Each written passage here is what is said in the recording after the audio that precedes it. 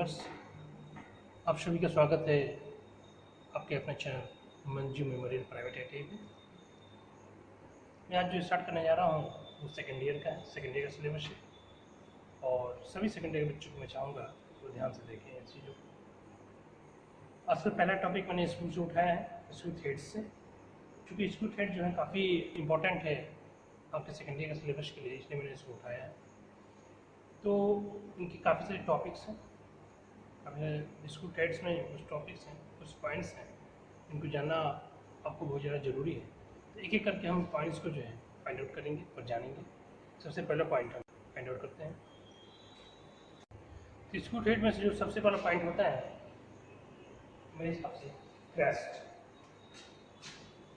CREST, crest. ये यानी कि थ्रेड की जो कटे हुए होते हैं, जो लूप्स कटे हुए होते हैं, उनकी जो ऊंचाई, जो मैक्सिमम ऊंचाई जो होती है, ये है, चाहे ये है, चाहे ये है, चाहे ये है, ये पॉइंट है, ये पॉइंट है, ये पॉइंट है, ये सारे पॉइंट जो है क्रेस्ट, ठीक है ना। क्रेस्ट अब कभी भी टॉपिक पे आता है क्रेस्ट किसको बोलते हैं, तो क्रेस्ट चूड़ी का सबसे ऊपरी सिरा क्रेस्ट कहलाता है, इसको आप ध्यान देंगे। क्रेस्ट किसको बोलते हैं। अब सेकंड जो पॉइंट है वो है रूट। रूट चूड़ी की थ्रेड का आपने जो सबसे ऊपर का जो सिरा आपने देखा, ये चेस्ट, जो क्रेस्ट है। क्रेस्ट के बाद जो दूसरा पॉइंट हमारे हिसाब से होना चाहिए वो होना चाहिए रूट। रूट जो सबसे जो निचली सिरा, जो निचला सिरा, ये वाला, ये वाला, ये वाला, ये वाला, ये वाला, ये वाला और ये वाला, ये सारे जो पॉइंट्स हैं जो सबसे निचले सिरे हैं उनको हम रूट्स बोलते हैं, ठीक है ना। यानी कि सबसे ऊपरी वाला सिरा जो क्रेस्ट बोला गया और सबसे नीचे वाला सिरा इसको रूट बोला गया। आगे बढ़ते हैं हम लोग। नेक्स्ट जो हमारा पॉइंट है वो है फ्लैंक। फ्लैंक बोलते हैं जो क्रेस्ट और रूट को जो लाइन मिलाती है उसको हम फ्लैंक बोलते हैं। यानी कि ये वाला लाइन, ये लाइन, ये लाइन, ये लाइन, ये लाइन, ये लाइन, ये जो है हमारे फ्लैंक्स हैं, ठीक है ना। ये फ्लैंक है, ये फ्लैंक है, ये फ्लैंक है, ये फ्लैंक है, ये फ्लैंक है, ठीक है ना। यानी ये पोर्शन, ये जो पोर्शन है जो क्रेस्ट को और रूट को आपस में लाइन द्वारा मिलाता है, इसको हम फ्लैंक बोलते हैं। आगे बढ़ेंगे हम लोग, ठीक है दोस्तों। अब सबसे इंपॉर्टेंट पॉइंट पिच। पिच किसको हम बोलते हैं, ध्यान दीजिएगा। पिच हम बोलते हैं जैसे कि मान लीजिए ये सबसे ऊंचाई है, ये क्रेस्ट यहाँ पे है और दूसरा क्रेस्ट यहाँ पे है, कि एक क्रेस्ट से दूसरे क्रेस्ट के बीच की दूरी, इसको पिच बोल सकते हैं। या फिर बोल सकते हैं हम रूट। अगर रूट, ये रूट यहाँ पे है या दूसरा रूट यहाँ पे है, एक रूट से दूसरा रूट के बीच की दूरी को भी हम पिच बोलते हैं। यानी कि दो चीजें, यानी कि क्रेस्ट और दूसरा क्रेस्ट, जो दूसरा क्रेस्ट मिलता है एकदम उच्चतम बिंदु और अपना दूसरा उच्चतम बिंदु, दोनों अगर मिल जाते हैं, इनके बीच की जो दूरी होगी ये अर्थ से एकदम समांतर दूरी, ध्यान दीजिएगा, इस अर्थ से बिल्कुल समांतर जो दूरी होगी उसको हम पिच बोलेंगे, ठीक है ना। तो इन दोनों बीच की दूरी पिच बोलेंगे। हमेशा पिच में आप लोग कंफ्यूज होते हैं, आप ध्यान दीजिएगा। अगर ये दूरी और ये दूरी हो चाहे ये दूरी, ये दोनों दूरियां हमेशा बराबर होगी। अगर ये इनकी पिच बराबर है तो ये दूरी, ये दो दूरी है और ये दूरी हमेशा बराबर होगी, तभी ये चूड़ी कट पाएगा, अदरवाइज ये चूड़ी नहीं कटेगा। इसलिए पिच में हमेशा ध्यान दीजिएगा, दो क्रेस्ट के बीच की दूरी हो या फिर दो रूट के बीच की दूरी हो, इन दोनों दूरियों को हम अक्ष के समानांतर अगर लेते हैं तो इसको हम पिच कहते हैं। इसको, ये टॉपिक जो है पिच जो है हमेशा एग्जाम में पूछा जाता है और पिच को हमेशा आपको ध्यान में रखना है। आगे हम लोग बढ़ते हैं। नेक्स्ट जो टॉपिक हमारा वो है पिच लाइन। तो पिच लाइन किसको बोलते हैं। पिच लाइन बोलते हैं कि चूड़ियों की गहराई के मध्य से निकलने वाली जो रेखा होती है उसको हम पिच रेखा बोलते हैं। यानी कि चूड़ी की गहराई, ये चूड़ी की गहराई है, ये वाली और ये चूड़ी की गहराई है। अब इन चूड़ियों की गहराई के मध्य से, यानी कि ये गहराई हो गई, ये ऊंचाई हो, इनके मध्य से ये रेखा निकली है, देखें, देख सकते हैं आप, मध्य से ये रेखा निकली है। तो ये जो रेखा है, ये रेखा और ये रेखा, ये दोनों इसको बोलेंगे हम पिच रेखा। ध्यान दीजिएगा, पिच रेखा यानी कि चूड़ियों को गहराई के मध्य से निकलने वाली रेखा, चूड़ियों की गहराई के मध्य से निकलने वाली रेखा, इसको हम बोलते हैं पिच रेखा, ठीक है। आगे बढ़ते हैं। नेक्स्ट टॉपिक है वो है पिच डायमीटर। पिच डायमीटर किसको बोलते हैं, तो जो हम ये पिच लाइन्स खींचे हैं, दो पिच लाइन्स, तो पिच लाइन्स पे जो व्यास बनेगा, इस जो थ्रेड है, इस थ्रेड का जो व्यास बनेगा, थ्रेड ये गोल होगा। अब ये मैंने इसको सेकंड टू डायमेंशन खाली बनाया मैंने, ठीक है ना। 3 डायमेंशन में देखेंगे तो गोल होगा ये जो पिच लाइन्स, दो पिच लाइन्स हैं, तो यहाँ पे हम जो व्यास अगर बनाते हैं उसको बोलेंगे हम पिच डायमीटर, ठीक है ना। पिच डायमीटर बोलेंगे। नेक्स्ट टॉपिक हमारा है,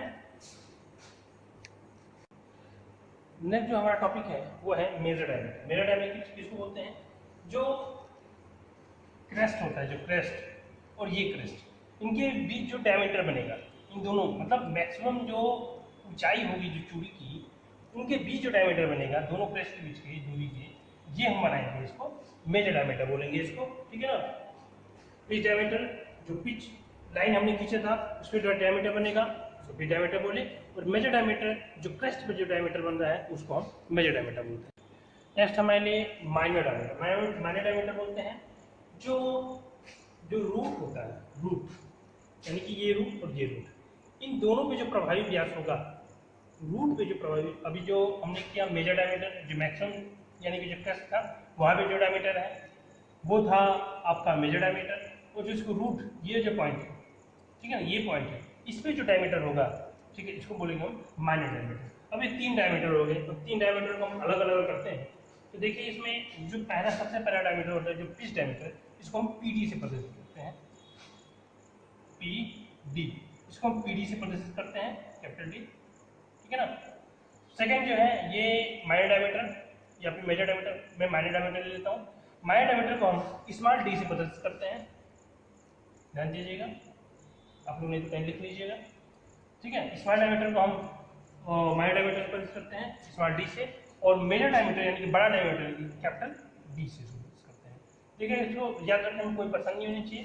pitch diameter PD, small D, और मेजर यानी कि बड़ा वाला डायमीटर यानी कि कैपिटल डी, स्मॉल डी यानी कि माइनर डायमीटर, कैपिटल डी मतलब मेजर डायमीटर, ठीक है ना। इसको याद करना बहुत ही आसान है, इसको इस तरह से इसको प्रदर्शित किया जाता है, ठीक है ना। आगे बढ़ते हैं।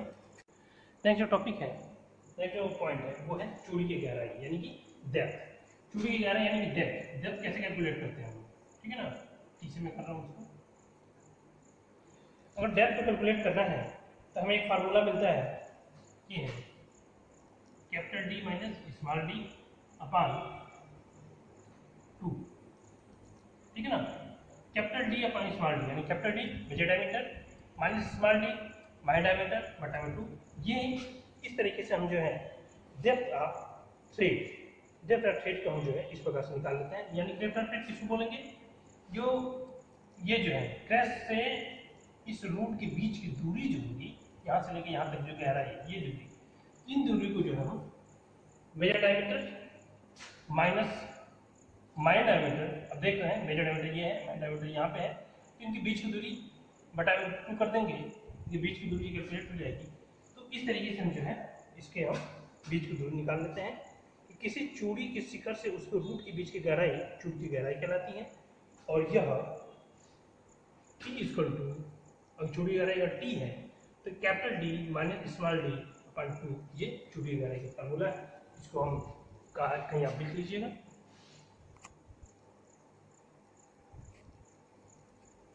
ठीक है, आगे बढ़ते हैं। नेक्स्ट आपको जो पॉइंट है वो है थ्रेड एंगल। थ्रेड एंगल बोलते हैं किसको, ध्यान दीजिएगा, ये आपका फ्लैंक है, एक फ्लैंक ये और एक फ्लैंक ये, इनके बीच में जो कोण है, ठीक है ना, इसको बोलते हैं, इसको थीटा प्रदर्शित करते हैं, इसको बोलते हैं थ्रेड एंगल। थ्रेड एंगल जो है विभिन्न टाइप का हो सकता है, 30 डिग्री भी हो सकता है, 60 डिग्री भी हो सकता है, इसको हम थ्रेड एंगल बोलते हैं। आगे बढ़ेंगे। अब इसमें हम एक लीड सुनते हैं बार बार, लीड किसको बोलते हैं? तो लीड जो है, जब भी हम स्क्रू पे कोई नट कसेंगे, ठीक है ना, जो भी स्क्रू पे हम कभी नट कसेंगे तो वो नट जो है जितना जो है वो चलेगा, किसी स्क्रू पे चलता हुआ नट एक चक्कर में जितनी दूरी वो चलता है उसको हम इस स्क्रू पर लीड कहते हैं। ध्यान दीजिएगा, लीड किसको बोलेंगे? तो एक चक्कर में, यानी एक चक्कर आप घुमाते हैं, एक पूरा रोटेशन आप घुमा देते हैं, तो जितनी दूरी शिफ्ट करता है उसको हम बोलते हैं लीड, ठीक है ना, लीड बोलते हैं। इसका एक फार्मूला भी होता है, लीड इक्वल टू होता है pitch multiply number of start. Lead जो होता है वो होता है pitch multiply number of start. अब इसमें लास्ट पॉइंट है फ्लैंक कोण या फिर लीड कोण। फ्लैंक कोण या फिर लीड कोण किसको बोलते हैं? तो ये जो थ्रेड है आपका थ्रेड, इसका आधा यानी कि 50 यानी कि θ/2, इसको हम जो है फ्लैंक कोण या फिर लीड कोण बोलते हैं। ये इसका आधा टॉपिक था। फ्लैंक कोण या फिर लीड कोण का एग्जाम आ सकता है। तो फ्लैंक कोण या फिर लीड कोण उसको बोलते हैं थ्रेड जो एंगल हो उसका 1/2, उसको फ्लैंक कोण या फिर लीड कोण बोलते हैं। इस तरीके से हम जो है चूड़ी के जितने भी पार्ट्स हो सकते थे हमने सबका एक छोटा सा ब्रीफ एक्सप्लेनेशन लिया। ठीक है, मैं चाहूँगा आप सभी से, रिक्वेस्ट करूँगा आपसे कि इस वीडियो को देखें और उनके पॉइंट्स को नोट करें, नोट डाउन करें अपने कॉपी पे और इसका एक छोटा सा शॉर्ट नोट आप तैयार करें। आप सभी का धन्यवाद इस वीडियो को देखने के लिए। क्योंकि सेकेंड ईयर के सिलेबस का है लेकिन फर्स्ट ईयर में भी ये क्वेश्चंस आते हैं, इसलिए मैं चाहूँगा आप दोनों लोग इसको ध्यान से देखेंगे। बहुत बहुत धन्यवाद आपको ये वीडियो देखने के लिए। जय हिंद, जय भारत।